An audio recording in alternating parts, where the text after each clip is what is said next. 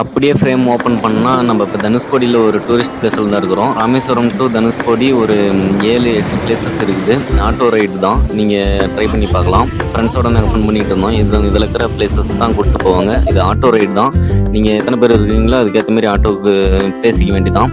அப்படியே இது பார்த்தீங்கன்னா நம்ம ஆட்டோவில் தான் நம்ம ஃப்ரெண்ட்ஸோட போயிட்டு இருந்தோம்.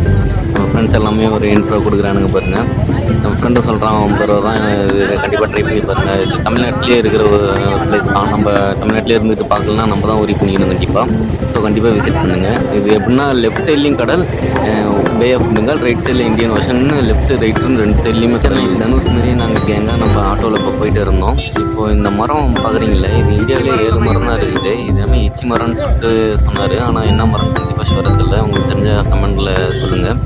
நெக்ஸ்ட்டு நம்ம இப்போது பாம்பன் பாலம் அங்கே போக போகிறோம். கண்டிப்பாக மிஸ் பண்ணாமல் வந்துடுங்க. எல்லாமே நம்ம உங்களுக்கு சுற்றி கேட்ட போகிறேன்.